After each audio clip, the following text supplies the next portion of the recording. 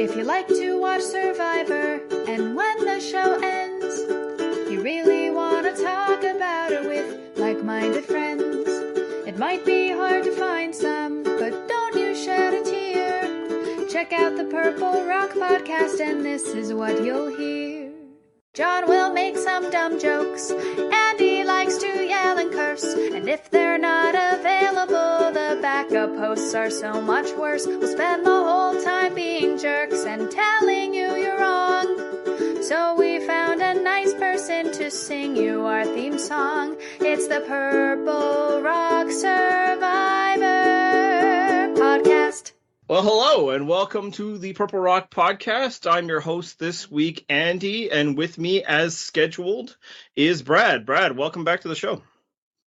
Thanks, Andy. It's great to be back for, I think it's my second one of the season. But yeah, it's great to be back on the pod. Yeah, and we had a pretty interesting episode this week to discuss, and in true Purple Rock fashion, it discussed topics near and dear to our hearts, but we did not have anybody scheduled that could speak to it from a personal level. Usually we don't let that stop us. We just go anyway and just figure, hey, who knows better than us? But I figured, you know, when we're dealing with like 50% of the population, there has to be some woman out there ready to talk to us. Turns out the answer was no for Emily. So then I was like, I have no ideas. But then I was like, I can do something with that. So I contacted our good friend. You guys all may know her as M and Scout and BK.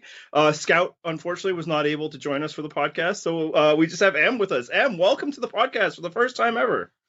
Thank you so much. Thank you so much for inviting me. I'm really excited to be here.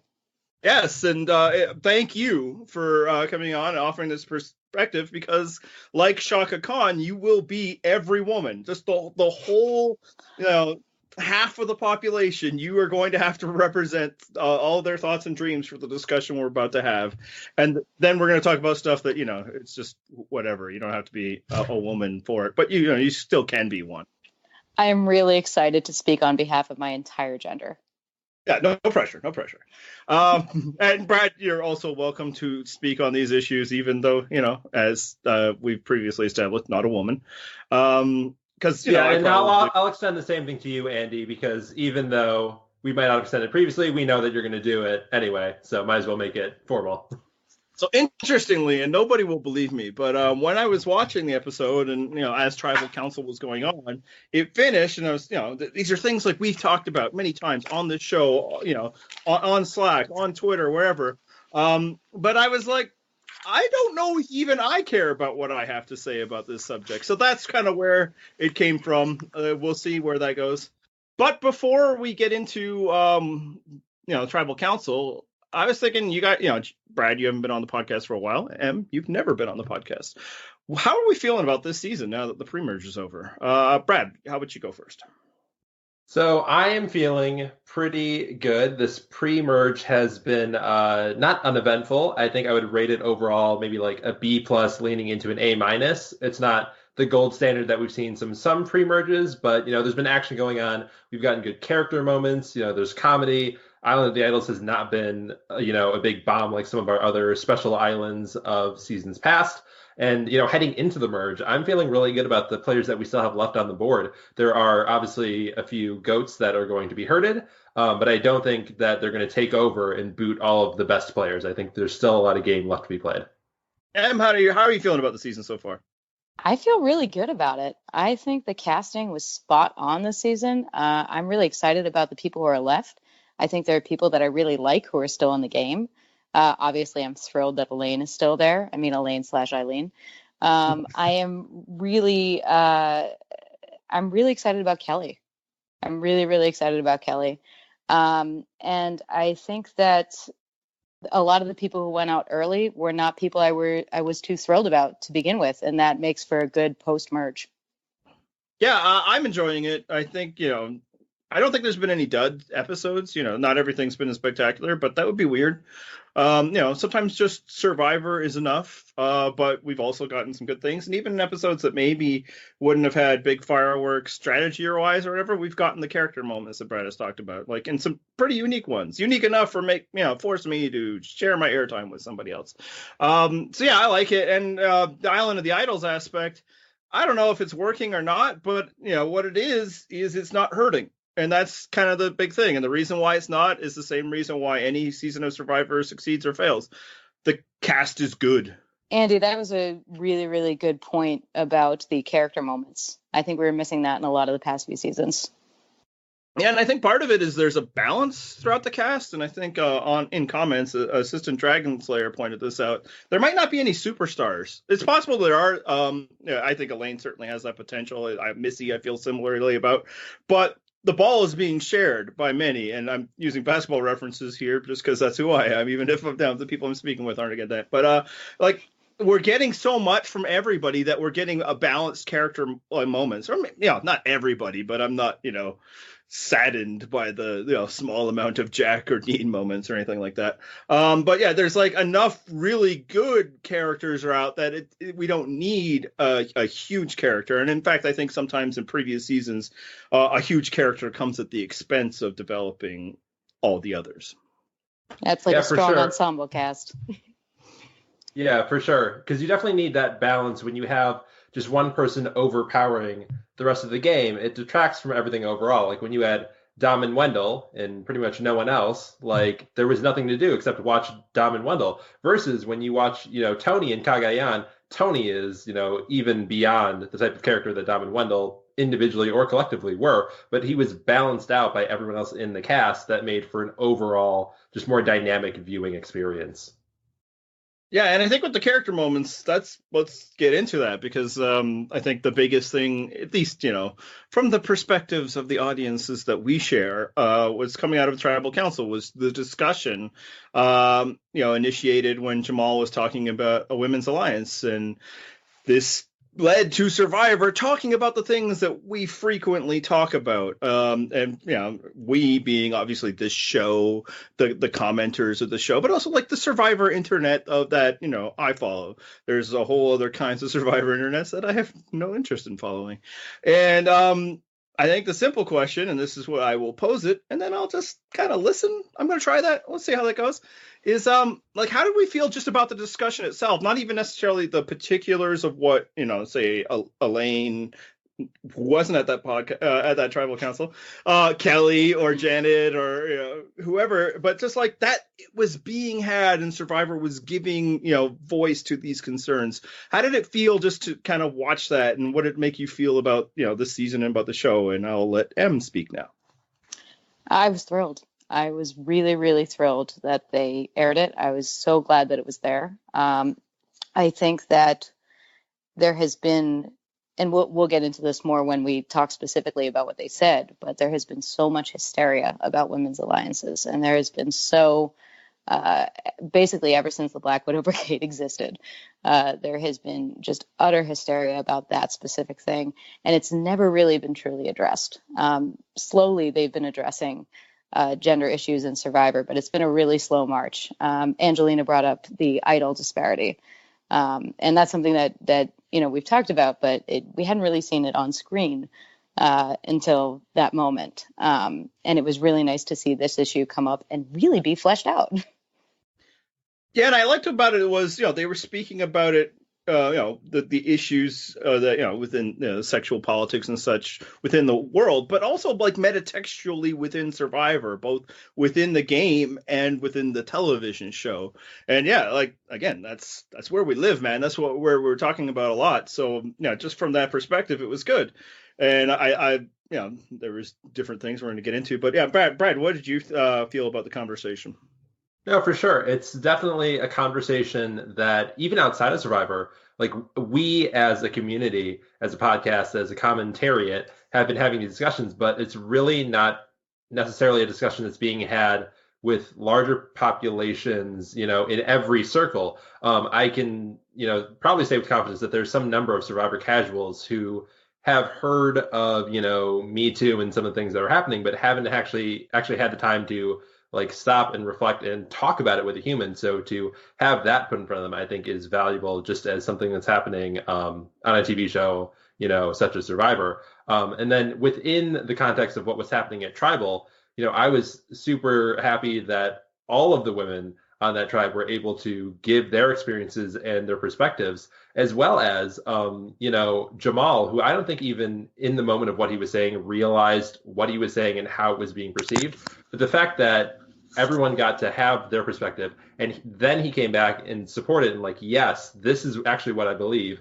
I'm with you on this. And that elevated the discourse, as opposed to, we can imagine there's some people who would turn immediately to, there's not a sexist bone in my body. And it would take an entirely different tone in that tribal. So to get the tone that we got and the way that, these perspectives were really, had the spotlight put on them and were uplifted, I thought that was great as well. Yeah, it's the second week in a row where like they're willing to have the discussion that, so many people are not willing to have. So many people would do, as Brad is saying, just suddenly become defensive. Oh, no, this is the way it is. Like, just imagine this discussion in the other tribe. And, we don't know for sure, but would it have been handled, in as open a way with, say, Aaron and Dan in the room? Maybe, maybe not. I think we all have our guesses of which the answer would be. But yeah, so just that it was happening, like the show was actually going there was great. And part of that is because the people went there, and that's what Survivor frequently does. And why, I'm more quick to say criticize the people that are on Survivor than the people who make Survivor, is like they really do help shape what's going on. Obviously, the editors could choose not to use it at all. And, there's been cases probably, well, no, almost definitely where they haven't, because there's 100% that's happened. We know it's happened. There's survivors have talked about it, and I feel like we have really missed out because of that. And I think that what we're seeing now is the editors choosing to include it, and we are better for it because those are the moments that we're going to remember from this season. So let's get into the specifics then about what was discussed. And I think I was most interested, although, again, if you guys want to talk about the other perspectives as well, welcome to it. I was most interested in the perspectives brought forth by Kellee and Janet. So that's the ones I wrote down. But yes, of course, if we want to talk about what Karishma said, we're welcome to that. So let's start with Kellee. And what did you think about the perspective? Because she was kind of the one that started. Jamal says, hey, I might be going home, Women's Alliance, blah, blah, blah. And, she wasn't having it. And she, went into, her feelings right away. I was so into it. I really loved what she said. It's basically how I felt. What she pointed out, she made several points. She started out by pointing out basically that the assumption that women are necessarily going to bond together, that's what it's going to be, that necessarily there's going to be a women's alliance, that she finds that assumption sexist. And I think what she was really referring to was what I was stating earlier about the hysteria, because people bond over all sorts of things, but for some reason, this particular commonality is number one, a reason that you're going out if you're going out. I think it's happened before. It's happened to Rourke, which I know is not necessarily a season we think about all that often, but it's often a card that people play to get people voted out. But this specific type of alliance is the one that really upsets people. But then she goes on to make the point that really is frustrating, which is no one cares about men's alliances. There are men's alliances all the time, but it doesn't inspire the same kind of fear that women's alliances do. And I think that she was completely right on about that. So that's the one part I will challenge, is that I don't know if there actually are that many men's challenges. And I think the reason for it is men don't feel the need to protect themselves for being men, because that's not punished in the way that being a woman is. But and also probably men often aren't very good alliance builders, for one thing. But yeah, there hasn't been that many in Survivor either. But the ones that are certainly aren't attacked for it. And also, men aren't just having to rally the way that some women have at least proposed in the past in Survivor, because they're not looking around. It's okay, which man are we going to get rid of because this is the early part of the game. But yeah, in terms of the history of Survivor, and again, I could be wrong, and we'll very happy to have this discussion. But there's the three amigos, not terribly successful, and also 3 is a pretty weak alliance no matter what the number. Yes. You have the 4 horsemen. I think that would be the biggest male standard bearer, such as it were. I think in Slack we discussed whether or not the blood versus water fans or the non-returnees. I guess they're not all fans; they're family members. I think they definitely qualify. It fell apart like 3 votes in, but it was a rallying cry that Brad Pepper was definitely using. Like we men have to stick together, and then he turns around and votes out John. And it was pointed out when I raised this earlier that Africa is probably the most successful one if you're talking like Ethan, Lex, and Tom. I think that definitely qualifies. But for the most part, like, again, I don't know if there's been a lot of men's alliances simply because I don't know that men has felt the need that they have to bond that way. Well, which I would say. Oh, Adam, go ahead. No, go ahead. Okay. I was going to say on the 2 things about that, though, Andy, on the way that you're presenting that.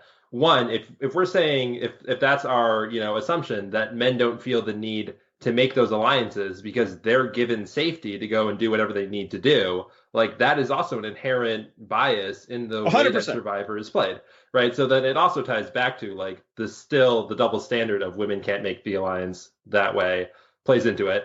Plus, on top of it, if we're counting up to, I think we counted up to like 4 or 5 men's alliances, which is not, an exorbitant amount. It is still more than the number of women's alliances that we've counted, but it's not that much more. And the fact that there still isn't the same, hysteria, as I've been saying, that's brought to bear for when, the shoe's on the other foot, it also just points to even more bias, I would think.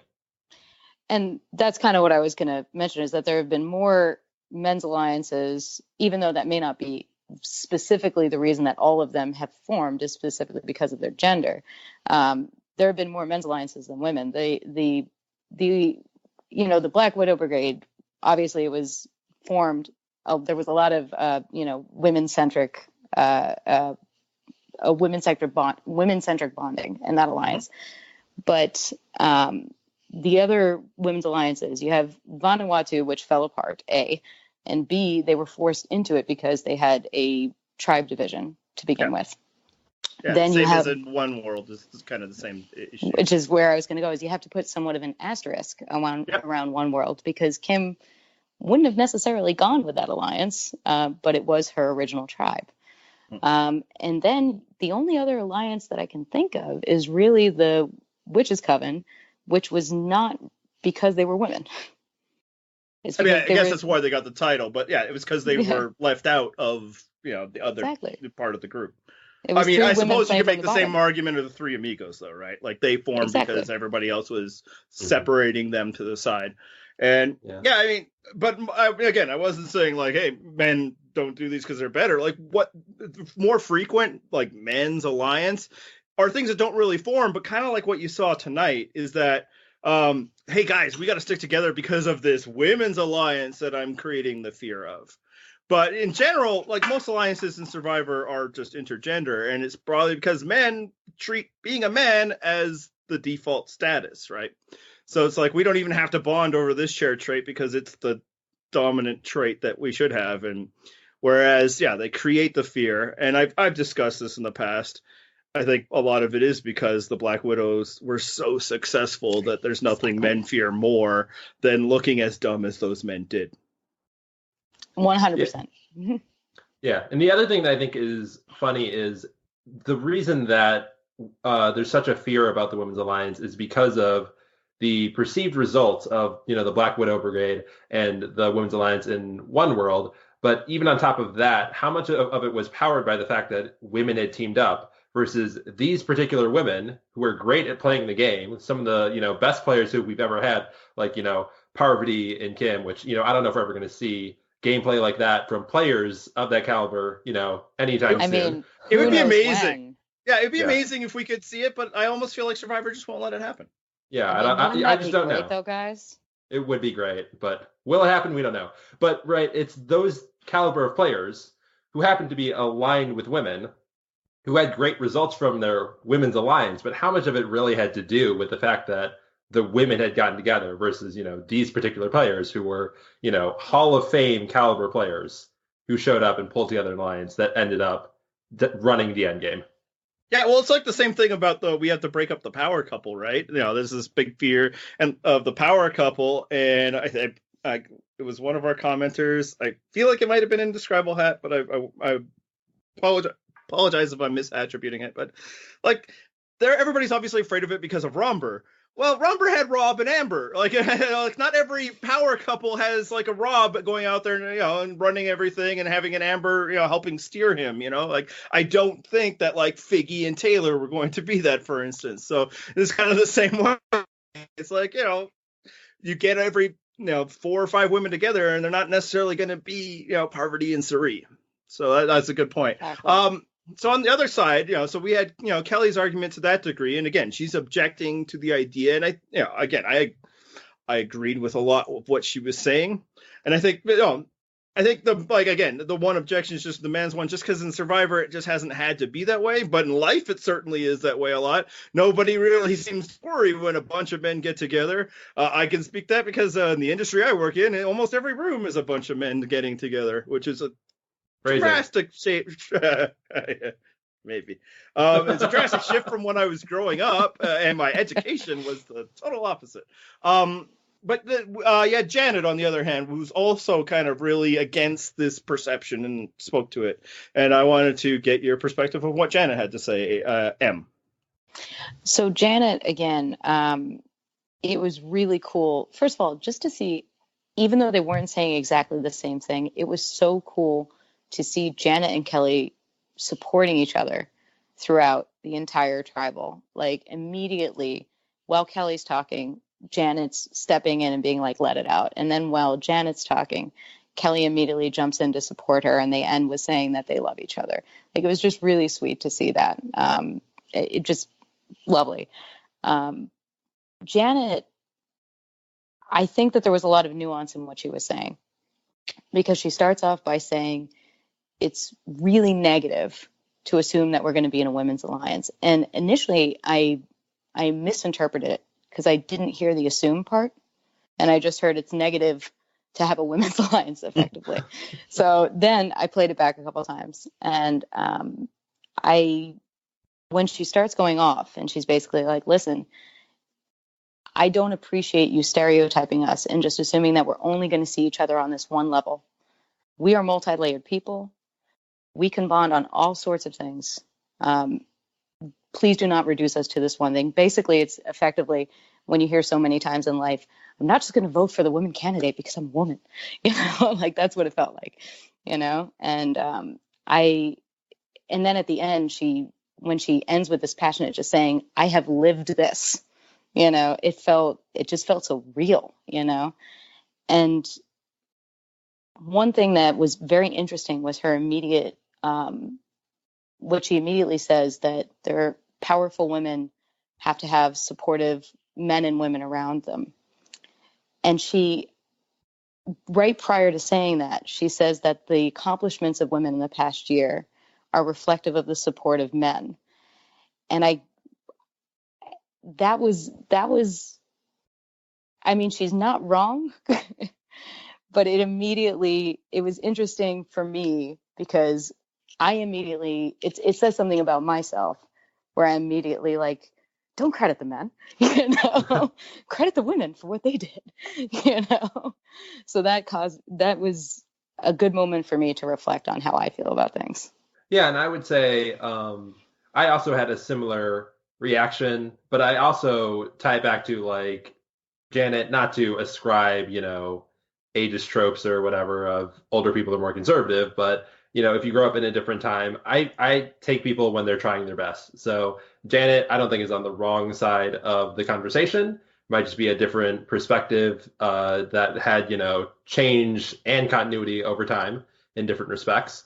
But yeah, I'm with you that there was a lot. The fact that she's like, I've lived this and this is my experience, and I know what it was like, growing up and having all my personal experiences versus what is happening now. And just being excited for it, the kids who are watching at home. No, I definitely feel that, and I was glad to get that perspective as well. The one thing that I think was interesting about it, though, was that she had this very open and honest, sort of presentation of her perspective and her experiences, and then at the end, she says, "I'm sorry," and cuts herself off, which I thought was just a very interesting wrinkle at the end of how we're having this open dialogue and women are still apologizing for being honest about how they feel.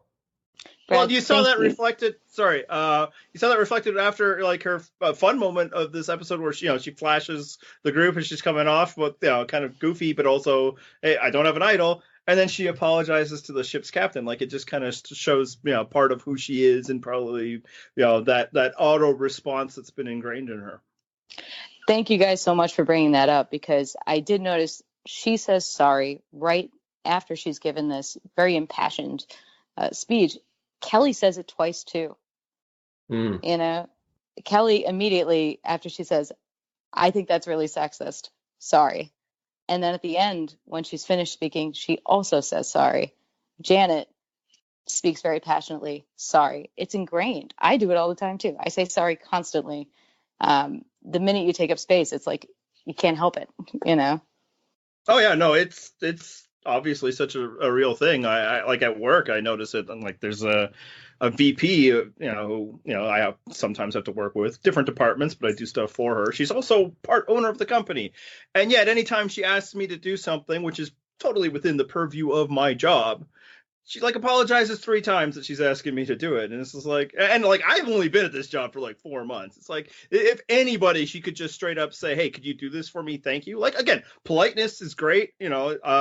When men ask me, to do things, generally they also ask nicely, pleases and thank yous. The ones that don't, I don't feel like, oh, what a great leader. I think he's an asshole. But just like the apology nature is like, oh man, it sucks that she feels like she needs to do that. And like, I know that like, I'm not giving off that vibe because I'm like in total, want to please people mode right now. A year from now, forget about it. But so yeah, no, it's totally a real thing, and it, you can just see it even in this discussion, even in an environment where they are very empowered. It's still there. But so one question though I have is because I agree both, again, my feeling while watching is like, yeah, we're really seeing this and we're really getting these perspectives. And then, obviously you get on Twitter and people are supporting them. Great. But people are also, I know this for a fact, this season, last season, every season we have, are like, yes, women's alliances. We should always have women's alliances. As soon as they see 3 women talking, they start assuming the women's alliances in a positive fashion. So I just wonder, like, how much of like what Kellee and Janet, particularly because they were ones pushing back more against, the very idea, like, why are you assuming there's a women's alliance?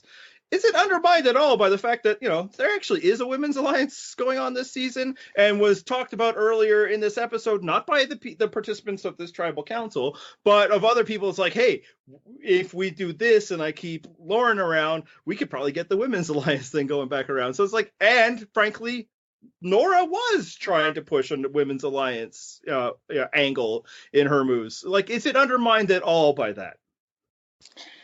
Well, for one, Noura is Noura.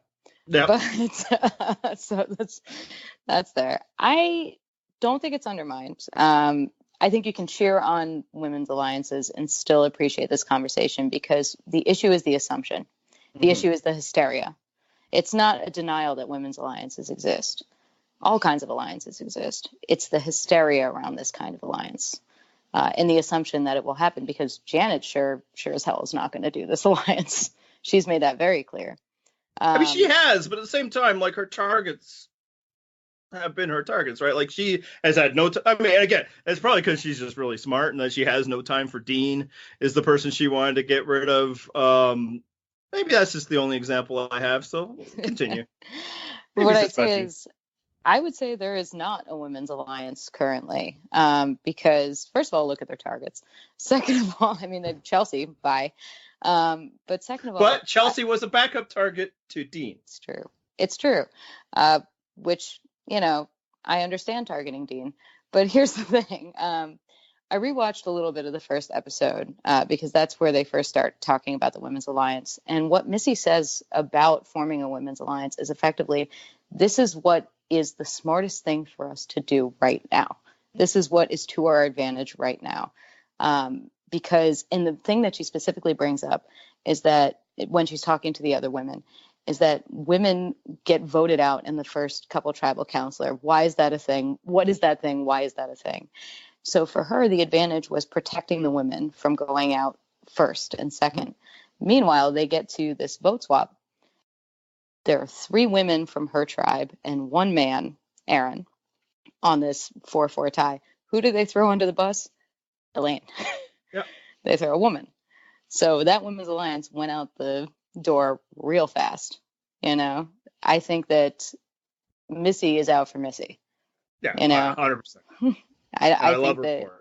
Exactly. No shade, but I think the women's alliance is, so long as it is convenient. Yeah, no, I mean, I said as much earlier in the season, and I wholeheartedly agree. It's just, it's just interesting because, like, the pushback was like, whoa, why is everybody always assuming women's alliance? But I also know that, like, the community that I see is, like, seriously, like, from preseason on is like women's alliance, like in a positive fashion, right? So it's like, well, and to Jamal's point, and he made it tribal council fairly well. It's like, hey, Noura, what are you talking about in women's alliance to come after me? Like, well, in this specific instance, at least, he wasn't taking it completely out of nowhere. And I do think there was another angle to Kellee and Janet pushing back. I think, when they were speaking from the heart and about like what it was like within, the world, and again, for Kellee, how tiresome it is that this is just a way to target women. 100% agree. But I already lost my point. Damn it. I was going somewhere. Any ideas? Yeah. I want to say about how Jamal, and this is the other thing that I want to, just one quick thing that I thought was interesting, is the entire conversation kicked off just because Dean said pointedly, Noura, didn't you say Jamal? If Dean doesn't say that, I don't know if we get to this entire point of this entire tribal. That part's probably true. But yeah, tell me, counselor, if I'm using this word correctly. I feel like those two pieces, that Jamal asked Noura, were you targeting me? And Jamal asked Noura, are you considering a women's alliance? Those two things are circumstantial, right? They can be independent and not necessarily related. One, because Noura did want to target Jamal, but that didn't need to involve solely the women. She could have been going to Dean with that. She could have been going to Jack. Unlikely that she was going to Jack in particular, but it was possible, right? And then the idea of, were you contemplating a women's alliance? Not is there a women's alliance, but at any point did you think about it? She says, yeah, because I think about all my options, and this option in particular would be pretty cool. The same way that we all, feel empowered when we see a women's alliance forming, right? But just because she thought that it was possible to happen doesn't mean that she was acting on it to target Jamal. Those two things might be independent. Yeah. Well, I'll also say this for Noura. Yeah, why not try a women's alliance? Like, it should certainly be on the table if you feel like you have the proper bonds with those women on other levels, and most importantly, if you feel like aligning with those women will further your own net goals. So yeah, I think she started to say that a bit, but the vibe, started shifting to this other thing. And I remember now the point I was trying to make when I had this long-winded introduction is that part of what Kellee and Janet are doing by pushing back against, I think what they're saying about it being insulting and all that is true, but also they are trying to stomp the idea out in Jack and, Jamal's mind that there's going to be a women's alliance. So they're not, and it's always important to remember that, things said at tribal council, things said anytime in Survivor isn't always 100% without agenda. So, but I think even still, the bulk of their conversation was from the heart. And I think that, frankly, that's what makes it interesting, right? In that the show that we like, where there is, social consequences and there's, measuring what you say and all that, but there's still like these real moments. And then there's the extra layer of I'm on television, so I should maybe be a little more eloquent with what I say. Mm-hmm. So that is that discussion, but that wasn't all that the episode had. Like, even if you don't have that episode, there was some interesting stuff here, and it centers again around Kellee. What did you guys think of her move to save Dean and take out Jack? Brad, what did you think? So I have been on record saying that this season in particular, we're pivoting very hard into Galaxy Brain Survivor.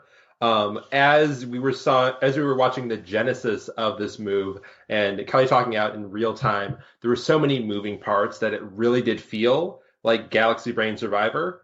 I will say this: if Kellee thinks that it is in her best interest to keep Dean around, I actually think this might have been the play, because by handing off your idol and not publicly giving it to him at Tribal, by still casting your vote for Dean, knowing and putting your trust in Dean that everything's going to go according to plan and that Jack is going to go home, you get the best of both worlds, where you get to keep Dean, but you are not alienating yourself from your former Vokai tribe mates.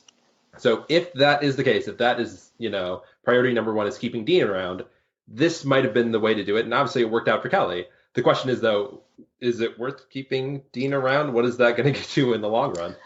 So to answer that, the one thing, you keep a loyal guy, right? Someone you've saved, somebody who likes you, apparently. They have a very good relationship, and she's saved him. And number two, who would you rather go up against, Jack or Dean? If you're in the end game with somebody, I'd certainly rather be against Dean. But the only thing to add on to the potential issues is she going to get credit for this move? Because the only person who knows that she made it is Dean. Yeah. Yeah, and it's the question, is this your resume building thing? Is this a credit thing? Or is it more like, which situation is going to be best for me?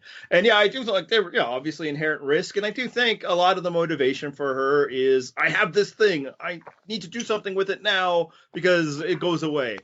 And I'll say, that's fine. I'm okay with that. Have that motivation. It's certainly better than whatever, and then letting potential opportunities pass you by. Because, I don't know if I've ever said this before, but I do think that when you have opportunities in Survivor, you should really consider using them, and, you should assume risk when necessary, because the absence of it is not necessarily Andy, this is risk. A complete 180 for you. I know. I usually like it when people play conservatively, but yeah. And to echo Brad's thoughts, it's like, yeah, I think this was, for one, I love the creativity of it. Whether or not it works out or not, that, all those things that, Brad mapped out, that, she praised somebody else. I do wonder if getting Noura to vote was one step too clever. And time will tell on that. It's just because now you have a lot more evidence hanging around. It's true. Especially when Noura, after Dean had played his idol, said, why did he not play that last tribal? Right. So the assumption there is that he didn't find it in the, 3 days in between.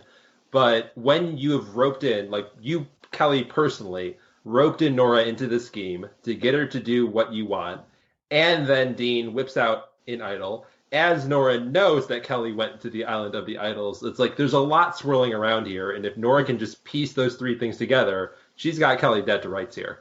Yeah, so it's like, I don't know if Noura is somebody you want to be in business with, for one.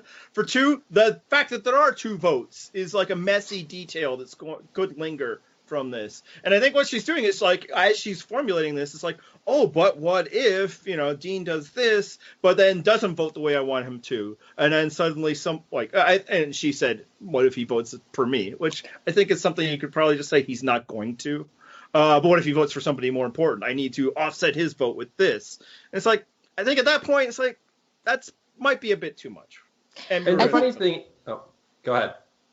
I was just saying, I think that's a damned if you do, damned if you don't situation, because if you don't have a backup plan, right, and he does screw you, then everyone wonders, why didn't you plan for that?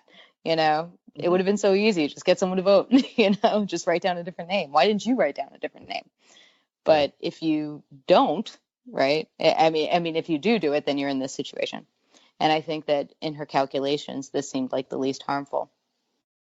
Yeah, the thing that I would add to that, too, is even in this situation where Noura's voting for Jack, if you assume that Dean is going to vote for Kellee, Dean is still covered by his idol, and you're going to a revote on Jack and Kellee. So Kelly's now betting that she's going to pull in more votes on her side and that you're going to vote out Jack. I don't know if that's actually a safe assumption for her to be making at this point. Yeah, no, like, it's certainly a contingency. It's a contingency with, maybe unintended consequences, and time will tell on that one. And I think your point is, well put, Em, that it could be a damned if you do, damned if you don't. It's just sometimes, and that's like almost every decision on Survivor, right? And it's just, but what I do like about it is, I think, getting rid of Jack and leaving Dean in the game is a decision that is not good for her alliance. It's not good for the people she's aligned with. But it is a good decision for Kellee, and I love that she was thinking that way. Because, Dean basically only helps her in this scenario, and frankly, I don't think will hurt her. I don't know. Yeah, I mean, I don't know how much damage he'll really do to anybody, but anybody could outlast somebody, and he certainly damaged Jack. But yeah, it helped. Like, that's somebody that she could potentially work with. By all indications, and some of this is from like exit interviews and stuff, Jack wasn't that person. Now, for whatever reason, they were not bonded, and so why not take this shot? You have this opportunity. I think she'd probably been thinking about it. It's like, I don't want to vote out Dean, but I don't want to stick my neck out for him either. I can't turn votes around. I can't really explain to people why I want this to happen, and then we see that epiphany, which was such a fantastic moment. We should probably just briefly mention, just in the annals of Survivor, just something like that, just the way it presents, the way it happens, the way they capture it. I love stuff like that. It was awesome. So I like the Moxie. That's generally where a lot of my analysis comes. Like, will it work out? Will it not work out? I don't know. Most things don't. But I like that she took the shot, and I like the fact that she did it for selfish reasons. I always prefer when players, if you're going to lose because you're trying to do something for yourself, as opposed to this nebulous team concept, which it is not a team game. Now, on the flip side, another move we saw last night was in response to Dean playing an idol. Jamal gets up and plays an idol. Yay! That's good. Because at that point, I'm thinking that she's probably targeting you, Jamal. It was, she talked about both Jamal and Jack. And I was worried that we're going to lose Jamal, both because I like him and because John had predicted him. And I would have felt like this would have been the worst way to have broken up our streak. It's just this random, extra thing that goes to Jamal. It's like, no, nobody predicted Jack. Let's keep this thing going. But then he plays it on Noura. What the hell was that? Go ahead. My read of it was that when you see Dean get up and play an idol, right, that Jamal was banking on Dean making some type of move, and based on their relationship in the tribe, that even though Jamal was targeting Dean was not targeting Jamal, right? But he still wants to get to some scenario where his alliance is not being impacted. So if he thinks that Dean is going to target Noura, as he and Dean and Jack had discussed, playing the idol for Noura would nullify all of your votes. You're going to go to a revote on an entirely new slate of people, just not on Dean and Noura. And if you want to keep Vokai intact, everybody just pile on Karishma, see you bye, and we're off and running to the merge. So I think that might have been a split-second read and a split-second decision. I don't know if it was the right one overall, but that might be the justification as to how you get from I have an idol to I'm playing it for Noura. Yeah, I have zero doubt that that's what he assumed Dean was doing, was voting for Noura. Whatever, like, so that's fine. Like, isn't Noura like your second choice of all the people to go out past Dean? Like, why are you trying to save her? I don't, and like what you are doing, if you have this right read, is you are creating the conditions for you to go home, Jamal. This isn't the time to mess around. Andy, I can't agree more. It's a lose-lose for him. Like, if he doesn't play the idol, if he thinks that Noura is the one who's going to get votes, right? Obviously, if he's playing the idol for her, that's what he thinks. If he thinks that she's the one who's now going to go home, let it happen. Let it happen. This is the person that you think is targeting you. This is the person that you just literally 10 minutes ago were talking about as a person that is forming an alliance to get rid of you. And by the way, at camp, she's the one talking the most smack about you. This is not your friend. Let it happen. Yeah, like, frankly, like, this is a more ideal outcome than Dean going home. Like, honestly, I think if you were to ask Jamal before Tribal Council, he would have been like, I would rather Dean stay, but I don't have I can't make that happen. Because, he doesn't have the epiphany that Kellee does. So it's like, okay, we'll get rid of Dean. It's not that big a deal. I would rather him stay because he's loyal to me in a way that Noura is not. Just like for Kellee, it's like Dean is loyal to me in a way that Jack is not. But yeah, and all I can think of, obviously, besides what Brad pointed out, it's the obvious. There's no doubt he thought that's where the vote was going. Otherwise, you're literally just throwing an idol away. Is that I think maybe he was moved by the content of that tribal council? No. Like, just like, I'm going to, like, we've really grown here. I'm going to create like a full alliance for me to get in. I'm going to save Noura and we're all going to be friends. And yeah, like, the target has to be charisma in his mind if he even did that extra step math. Like it's just so weird that he would sacrifice an advantage for himself to save Noura. I can't wrap my head around it. I really think it's like in the moment, right? In the split second of, oh my God, Dean has an idol. Did not see that coming. Oh wait, shit. That means our plan just went down the shitter, right? In those split seconds, he's piecing together and he gets to, like we're all saying, the obvious thing of, okay, it's Noura then, right? But he just can't get to the spot of, I'm playing it for me to cover me. I need to play to counteract. Like something's happening here where in the split seconds, he's not doing all this analysis that we get to do, 24 hours removed after the fact with all this hindsight. It's just a split second, adrenaline's going. We got to play for someone. It is, my best guess is Noura. And it's sort of a roll of the dice at that point. Yeah, no, and I think that's definitely a possibility that it's just like, I still want to win. You feel like you outmaneuvered us, Dean. No, you haven't. And some of that would actually align to previous things we've seen from Jamal, right? He gets blindsided by the Molly vote, and instead of just like, accepting an olive branch in the next episode, he's like, no, I'm going to turn this around and try to get them to say flip on Dan as opposed to, just, say everything's forgiven. So yeah, that's certainly possible that like he's going to win, and he hasn't really thought through the next step of, okay, yeah, you stopped Dean's wishes. Now what? That's certainly possible too. What do you think, Em? I mean, I think you're absolutely right. I mean, I think that us sitting here discussing it is very different than making a decision on the island, right? Like the conditions are there.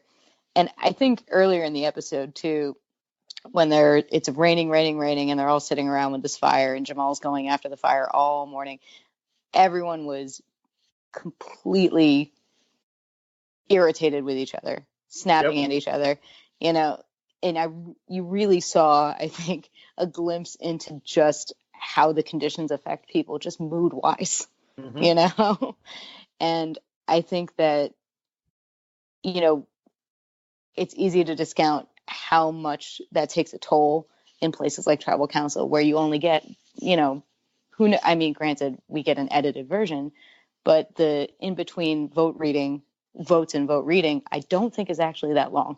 Right. The point I think where there's a short break because they changed camera angles or something. I remember that being at least an issue, one like All-Star season, but yeah, I think they order the votes. I think that's it. Yeah. But I don't think it's that long.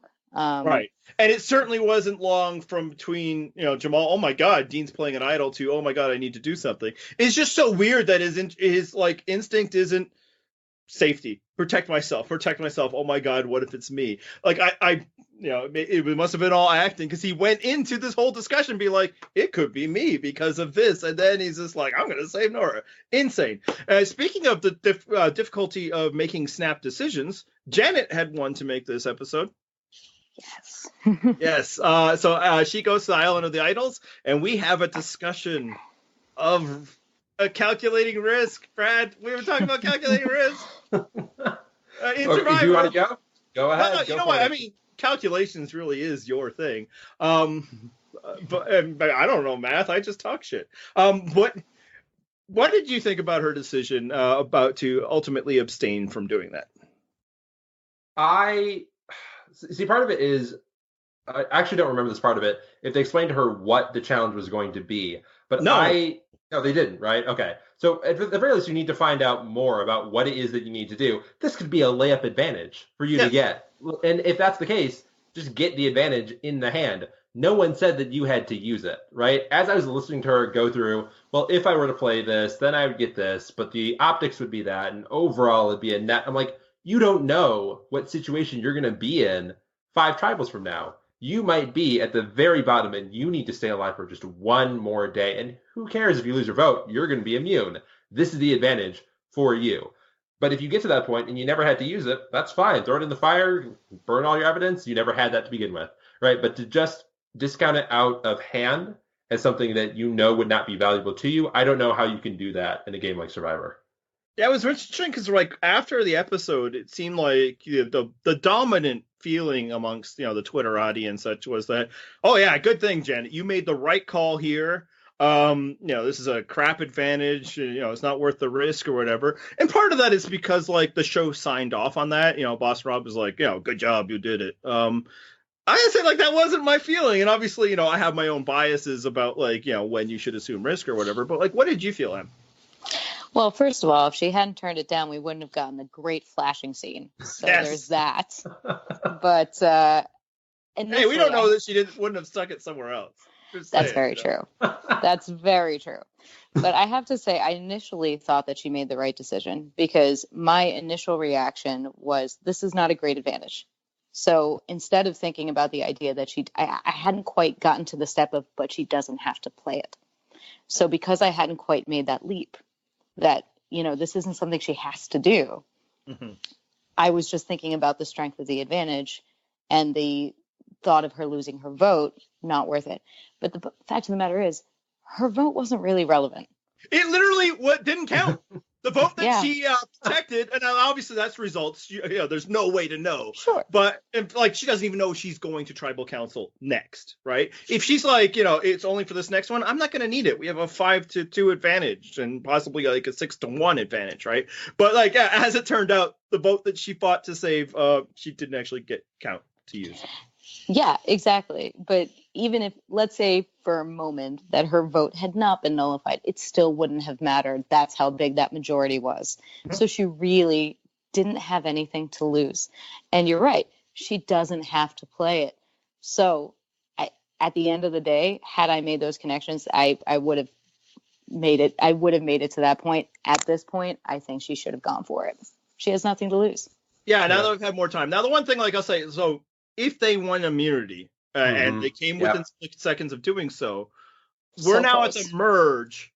Yeah. And that, if it goes around tribal lines, the former Vokais would have lost one other person looking like Tommy, but whichever. Now that vote could be critical. And if she's doing that calculation, that's, I think that's fully respectable. What I didn't like was her reason why she wasn't doing it. And it was the simple, if I were to play this, it would piss off my alliance members and I would have to do that. And it's like, if you have to play this, you probably don't have that many alliance members. And even if you do, they are not very useful to you at this moment. Because if you have to play this very specific advantage, because you're not wrong, Em, this is a weaker advantage than an idol in two ways. When you play an idol, you get to cast a vote. This time you don't. And when you play an idol, you also get to nullify votes, right? Like if you play it correctly, all these other votes don't count.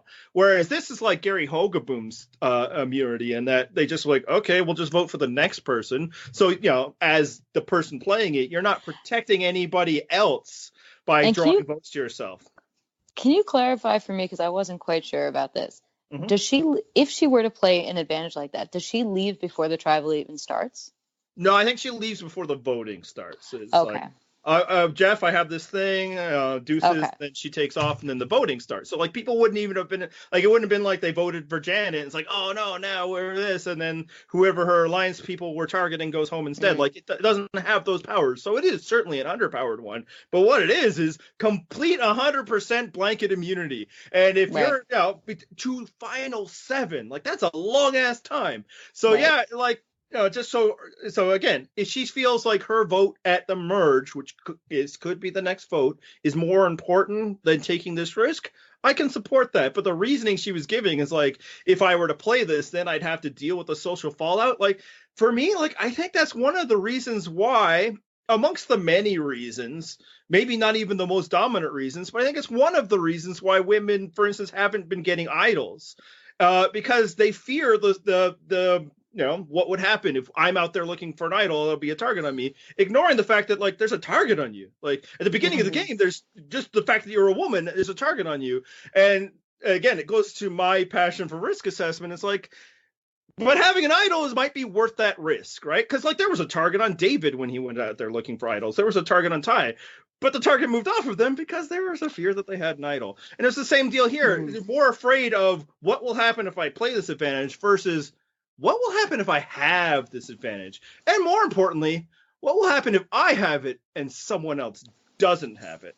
Because frankly, this one's probably going to be offered to somebody else. Yeah, so I would say like your thought exactly lines up with mine of if Janet was considering we win immunity, I go to the merge, I can't vote at the merge, and that is the most crucial vote sometimes in the entire game is what happens at the merge. Like that's a shitty position to be in. But she didn't even get all the pieces before she got there, right? So exactly what you're saying, that wasn't the justification. The justification was how am I playing it, and not actually the lessons in calculated risk. You didn't get all the pieces to calculate. So the analysis inherently was flawed. Yeah, because my point is like, how are you playing it? It's to save your life. That's how you're playing it. You can't worry about, if I play this and then go back to my tribe and my alliance members might be angry at me. If you don't play it, you're not going back to your tribe unless you're just completely wrong about your analysis. But like an advantage like this, very specifically, you would play it if you feel personally threatened. So the fallout after that doesn't matter. You're fighting for the next day. So yeah, I didn't like her reasoning, but in the end, like I'm okay with not taking the risk because votes are pretty important. And again, like, yeah, now I'd say if you took the risk and lost your vote, throw the challenge because this vote, as Em said, doesn't matter. You win this one. You don't need your vote. They won't even count it. They won't even read it. But really quickly, probably too late for that. But like, we love Janet, right? Some love for Janet. She's great. Yeah. Mm-hmm. Absolutely. Thumbs up. Yeah, I honestly, I think she's the person I want to win this season the most right now. Just because I'm loving everything we're getting from her, and also she's like the demographic who has never won. There's probably a few others, but like an older woman has never won Survivor. This is Tina Erasure. Andy, this is Erasure. She wasn't that old, Tina. Man. She's younger than I am currently. She was younger than I am currently. I was like, Tina wasn't that old. I was going to say, there are a few demographics on the season that have not won. Yeah, absolutely. That out there. If one of them wins, that would even be more amazing because she's probably my favorite character. I just don't think she can. I don't. I'm also rooting for Kellee, so. Yeah. Oh no, I mean, there's a lot. Honestly, right now, there's probably more people I would be happy to see win than not. But Janet's top of my list. All right, let's move on to another person I think is really great this season, and that's Missy. Really quickly, what did we feel about her assessment of the Tommy, Lauren, Dan, of who to target and what's really going on with them? Brad. So Missy's read, I really just loved just the juxtaposition of the editing of Lauren and Dan getting together, saying we gotta start pushing them towards. Lauren and Tommy getting together, saying we gotta start pushing them towards Dan, right? Because the two of us, we gotta make it to the merge together. And immediately, Missy saying, I can see what they're doing. They're trying to push us towards Dan so they can make it to the merge together. I ain't having it. So I think it's another data point in the trend that we're seeing from Missy of she is great with the reads. She is phenomenal with seeing what's happening in other people's social games. But how is she acting on it? Because we have not seen the fallout from that interaction yet. But there have been instances in the past where, like specifically on the Chelsea vote, Missy gets a little spun out on the strategy. And so the read is great, but how she counters that and makes moves and whips votes, I think there's room for growth there.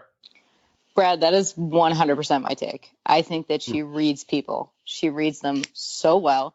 She had Lauren and Tommy pegged. Like she knew exactly what was going on. However, what she wanted to do with it, what her plan was, and granted she didn't get to enact it because they didn't go to tribal, but I'm not on board with it in terms of what I think it's a bad idea. If she were to vote out Tommy, you completely alienate Lauren. But also, why is your plan to have Lauren draw in other people? Why would you want her to be associating with the other members so that they can then gang up and turn on you? She's not loyal to you. You're not her number one. You just went against her in the last vote.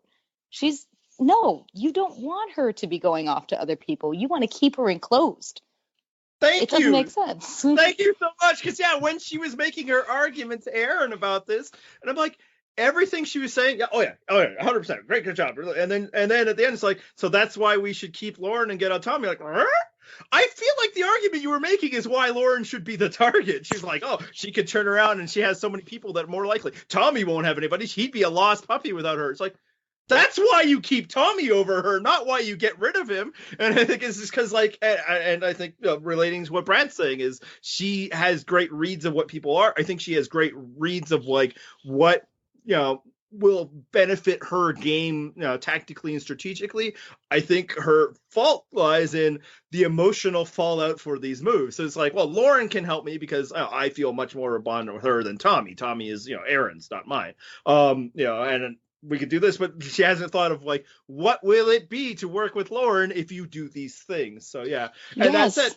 I love her for it because some of my favorite players all time are cold-blooded people who did not properly calculate the emotional toll of these things, and some of them lost, some of them it didn't matter.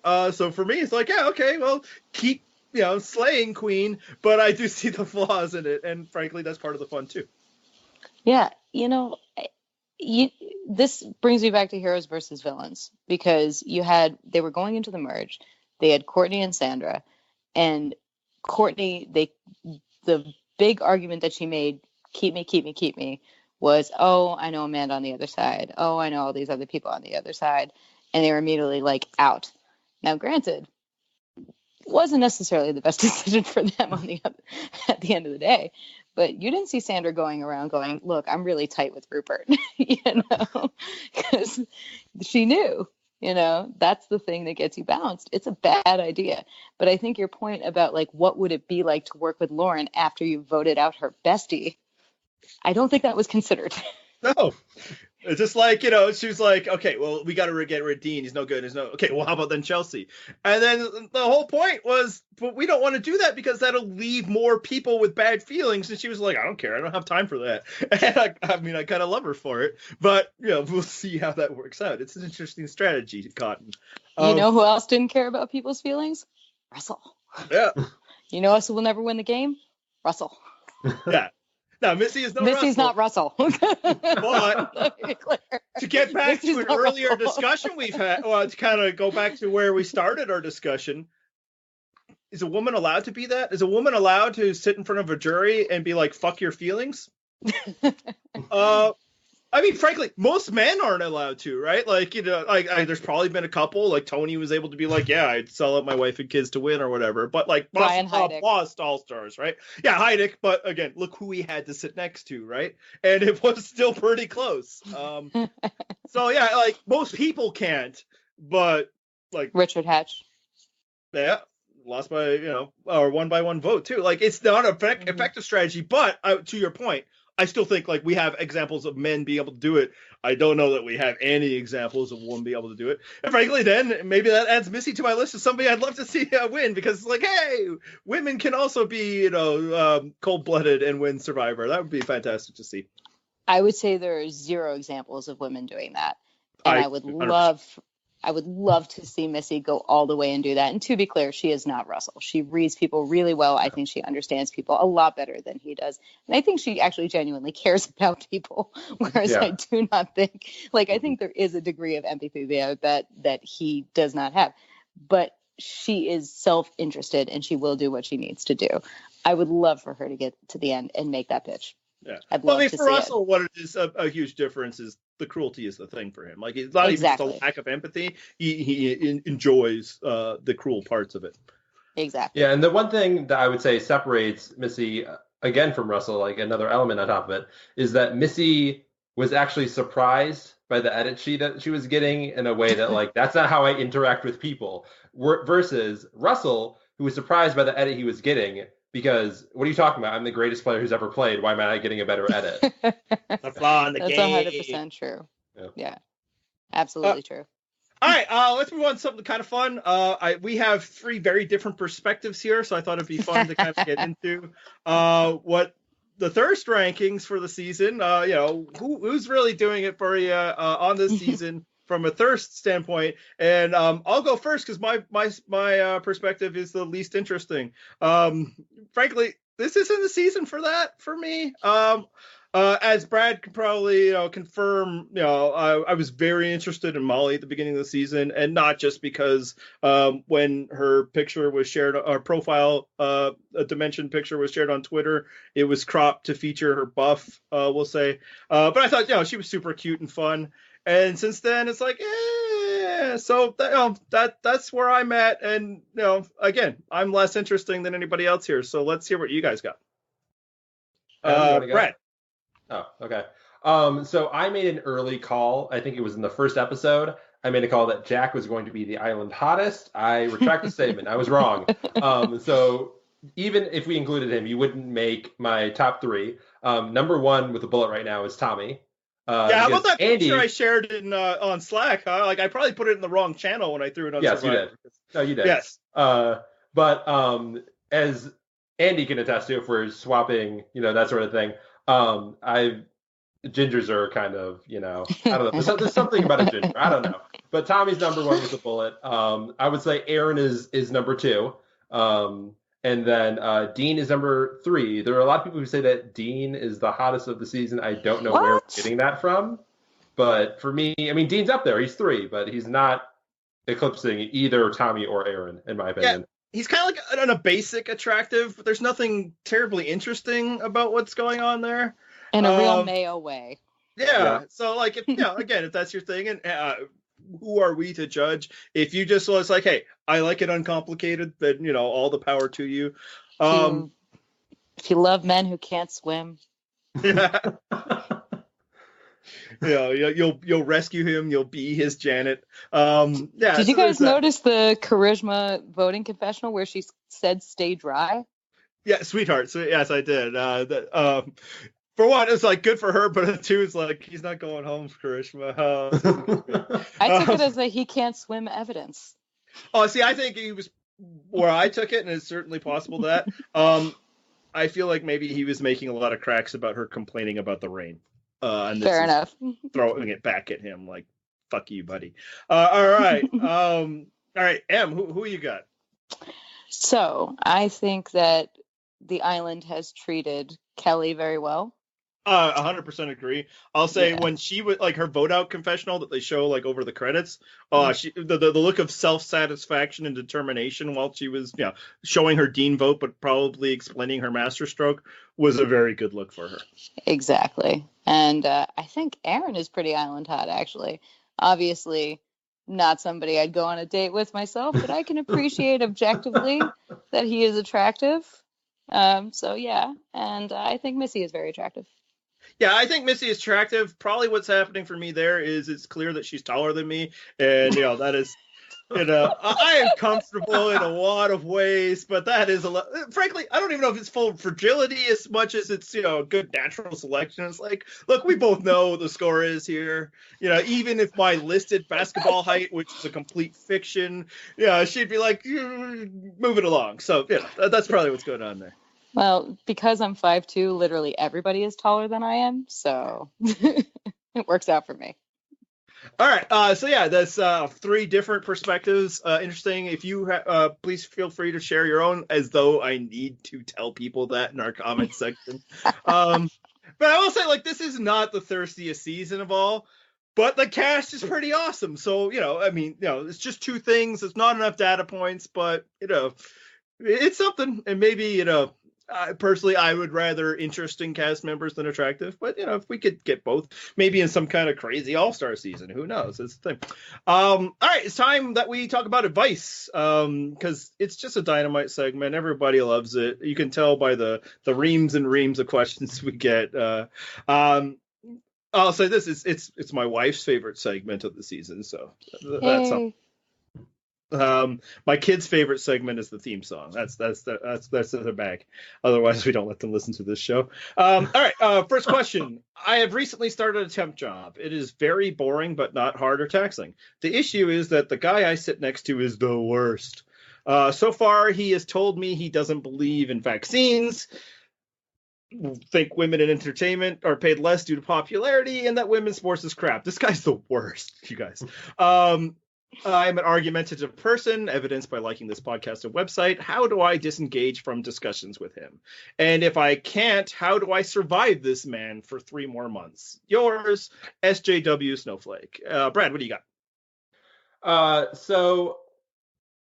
don't know. I don't know how you disengage with it aside from just putting in headphones. Like, I don't know your office space. I don't know, like what sort of job you're working here. But I mean, it's perfectly fine to just pop up some headphones for the name of I need to be productive. And this is, I'm listening to my white noise meditation tapes that are going to help me power through, right? Because as a teacher, I don't really have this particular issue because most of the people who are annoying me are sometimes children. But like when you're on a plane, the 2 options I've got are 1, pretend you're sleeping, and 2, put on headphones. And one of those isn't going to work when you're working in an office. So yeah, try out headphones if you really need to like tune him out and just not engage with him. That's really the universal symbol for I don't want to talk to you is I have headphones on.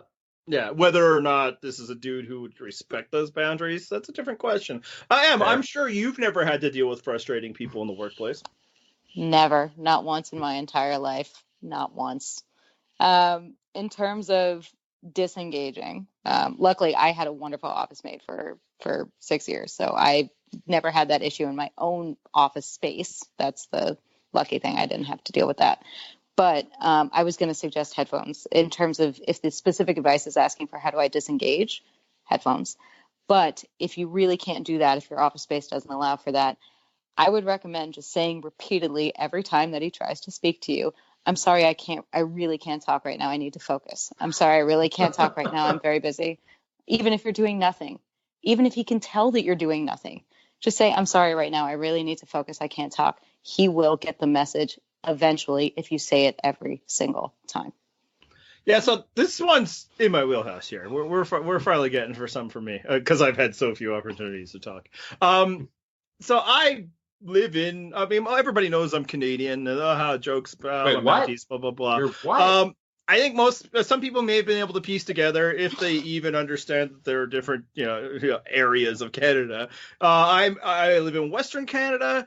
I work in the oil and gas industry, software, but still, that's all that. So I share like nothing in common with almost all of my coworkers. This is not somewhere where, my politics or interests closely align at all. You can only imagine what it would have been like in that environment when, I guess you probably can't imagine because you guys never think about this sort of stuff. But there was lots of great Justin Trudeau blackface jokes, not support because they would never support Trudeau. But I'll tell you, they're not funny. When Greta Thunberg's videos start coming out, so much wonderful office talk. And again, as I previously stated, I'm pretty new at this place. I was just under contract, not even a full employee. That has recently changed. So it's like I think the person asking for advice, you don't really want to step out there too much, but at the same time, there's like this moral feeling like you don't want to just be like, yeah, especially with the garbage this guy's saying. You have to just try to keep everything at surface. They say their bit because they don't care. This is somebody who's just going to say their stuff. This is my opportunity to entertain instead of, engaging with somebody talking. No idea what that would be like.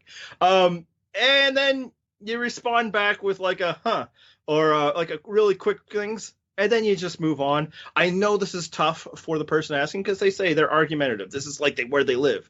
This job ain't worth it, man. This isn't where you need to be doing that. Do like what a good normal person is and start all your shit online. Maybe start a podcast and just vent. But like at work, yeah, they'll say these things and you'll be like, how about that? And then not confirm nor deny, you're not saying anything, and eventually you just won't be the person they talk to. They'll find somebody else. I don't know if it's someone that you sit next to, there still might be the proximity of they're still going to talk to you. The one twist I'll put on what Andy's saying is you can say in a way that isn't necessarily neutral, but in a way that will needle them. So make it a game for you. Every time they say something extremely stupid, just go, And just like that, like the fact that you clearly don't agree, but you're not going to elaborate, do it enough times and they will spin out. It's actually kind of fun if you if you get the right person to get this reaction from. So Yeah, another angle that you could take with that. Yeah, it's like that. Like, so there's a sales guy who, just thinks he's super funny and all this, and like, shared to like, in 10 years, there's not going to be a spot for, middle-aged white guys like myself. And like, I'm like, yeah, you think that, huh? In fact, like this guy, because, he's kind of a jokester or whatever. And frankly, because like work-wise, he actually helps me out. I've pushed back gently, like, because I'm also, hey, I'm the funny guy with the sarcastic, sense of humor, to the degree that I've let these people know anything about me. I'll be like, so, like, I'm not in these rooms. You are. You'll tell me. When you go to our oil and gas clients, how many people in the room look like you? Like, has it been your experience that you feel outnumbered in these rooms? And then that shuts him up for at least a minute, and then he probably goes back to it because let me tell you, that is not the case from what I see on the leadership pages of the websites I visit. Generally, their diversity counts as this guy still has color in his hair or hair at all. That's about as far as that goes. But yeah, like, it's just like, I've been very successful at separating who I am at work, which is just the place I go to make money, and who I am in real life, and then who I also am on this show. So, yeah, and she's only going to be there 3 months, or he or she. Apologize for gendering. You don't need to engage this person. Don't let this person take from you. Because I know there's the instinct of, well, this is how these bad attitudes happen, and this is how, Donald Trump gets elected or Brexit happens or whatever. You're not going to change that dude's mind. He's not worth the bandwidth of your life. And if I may, whatever gender you are, if this person, whatever they're saying, a good, I think, sort of like electrical buzz every time they speak, just to make them uncomfortable, just bring up menstruation. It's fine. They'll stop talking. I promise. All right. Some great advice. I think we solved that one, guys. All right. Let's go to the next one. Real quick. At what point in a new relationship do you reveal the depth of your Survivor fandom? Asking for a friend.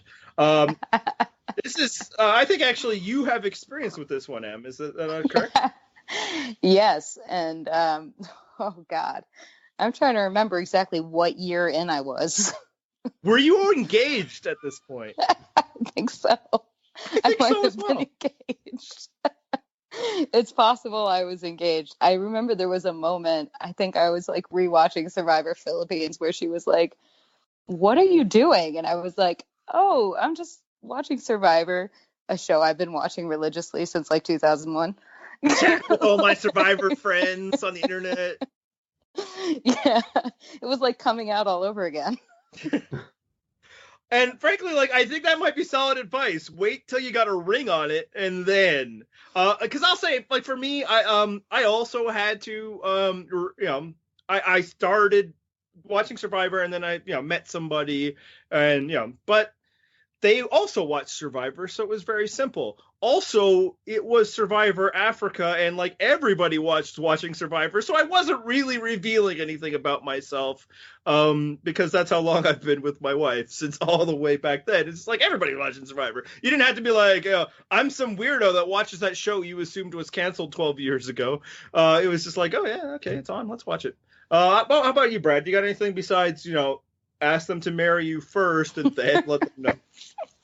I mean, really what I was going to say was make sure that you've made the relationship inextractable, but you can feel it out ahead of time, right? In the early stages, you can drop some lines, some references, right? Like, for example, I use the phrase, someone or something is back again, and that means something to a certain fandom of people. So you've got lines from Survivor that you can drop here and there. If you get a signal that they're receptive to it, you can open up earlier. And if not, wait till you're on your second mortgage and then, reveal it. That's pretty good. So it's like you're making dinner for them. It's like, oh yeah, and on the side we're gonna have a baked potato and all the fixins, and then you just kind of watch. It's like it's games night. You got some couples there, and you're like, and you want to know what you're playing for, and then just kind of look and look. That could work. I think I like that. That's excellent. All right. Final advice question. When do I get this damn Popeye sandwich so I'm not standing in line for an hour? So like, I think. Signed. Fuck Chick-fil-A in Chicago. So I think specifically they're asking, like, what was the best time or strategy to actually get this sandwich that apparently is really difficult to get. I say apparently because Popeyes, I don't know if, like, actually Popeyes are here. You know what? I think the best answer is just come to Canada. Because I've heard nothing about long lineups for the chicken sandwich here. I bet I could just stroll into a Popeyes tomorrow. I just wonder if they have the sandwich. I was going to say, you guys may not have the sandwich. I'm guessing that's probably what's happening. But another thing that we don't have a lot of where I am is the demographic that truly loves Popeye chicken sandwiches. So I have the answer to this one. All right. And also fuck Chick-fil-A. But here's the answer. Fly to Brooklyn. Come hang out with me. Go to the Popeyes by my work, because apparently there's been no lines and we don't understand why. But someone was able to get like 3 chicken sandwiches the other day. Is the answer to that question gentrification? No. I don't believe the answer. No. Not for this one. Okay. Not for this one. Well, there you go. So far we have, fly to Canada, and maybe it's on the menu or not. I haven't checked because I just like the chicken itself. And again, also, I don't even have to worry about, boycotting Chick-fil-A just because being in Canada takes care of that for me. There was one in our airport. It's up out of there. Brad, how about yourself? How do you think this person should go about getting their Popeye sandwich if they do not live in one of our, lineup free communities? Yeah, so it's hard. You could maybe go at an off hour. I don't know how many people are lining up for a chicken sandwich at 3:30 in the afternoon, right? So if you're okay moving your meal times, you can go during an off time. You could do something with Postmates and pay a very hearty tip to whatever person you're making stand in that line for 1 hour, but you personally will not be in that line for 1 hour. The other alternative is going to involve a red shirt, black pants, and a beige visor. You're going to have to sort of get in disguise and enter and really do this at a Popeyes that you're familiar with, but enter the Popeyes. If there's a line, if there's that much of a rush, they're not going to notice that, there's a new person on shift, and jump in. We need all hands on deck. Maybe it'll be helpful if you know how to work a grill or work, a fryer. But at a certain point, when there's a rush of sandwiches coming off the line, you need to intercept those before they hit the counter and make a dash, right? Make sure that your car is parked at a convenient spot, preferably one lot over, because there's no traffic for people coming in. Book it right on out of there, and you're home free with your sandwiches.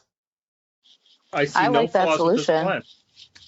We're helping people here. It feels good. Yeah. One way we're not helping people at all is with our predictions, which we have done just amazing. A whole pre-merge without a single correct choice. And not only that, as Assistant Dragon Slayer has done the research, we've only actually ever predicted somebody who would eventually leave the game 3 times so far. I believe it was you and I both said Vince once. Does that feel right to you, Brad? I think it might have been you or John, but we got close and people changed their votes. Yeah. Yeah, and then I believe Tom once, but that's it. With everybody else, we haven't even assumed they would be a target at any point. And now it's harder. Now we're picking between 1 and what's left, 13 or something. And this upcoming week, reportedly it's a 2-hour episode, so that'll be 2 boots. Which means that not only do we have to predict 2 people, but we have to get the order right. So what I am hoping is that we finally get a name right, but we get it in the wrong order, and thus the zeros continue. So, Brad, who do you got? All right. I've made multiple iterations of this, but a public proclamation that we're betting on Purple. Purple has been dominating just in terms of challenges. Purple has the numbers going into the merge. I think Purple can carry it home. I don't know if the winner will be Purple, but for the most part, that alliance will dominate most of the game. So if that logic holds at the merge, I think they're going to take out one of the power players from the very old Lyro And I think there might not be a better time to take out Missy, right? I feel like we all sort of feel that Missy might be going for a bit of a blow up. Maybe at the merge, that's the vote that you're going for. So I will say it's going to be Missy at the merge. Then thereafter that, there's been a lot of negative Dan content this week, previous weeks. Missy is just like the timing piece, but Dan, oof, like there are so many better goats for you to be hurting. I think Dan is going out at some point soon. We're going to say that Dan goes out as the second boot next week. All right. So I think there's gonna, it looks very chaotic for next week, in the previews and all that, and it makes sense. Like there's a 7-6 advantage, but one of those 7 is Noura. However, 2 of that 6 is also Dean and Karishma. So it's hard to say what will that be. There's plenty of opportunities for realignment. And I think what will end up happening is after all of the madness and all the different plans, they'll just settle on, why not just Dean? Nobody really likes him. Nobody wants him. Like, he has no alliance partners. Like, the closest thing he had was maybe Jamal, who, not only voted him out, but, tried to play an alliance to, thwart him. So I think after everything moves and they can't land on a target, Dean will just be a safety valve, and it could even be, like, a lot of votes going against his.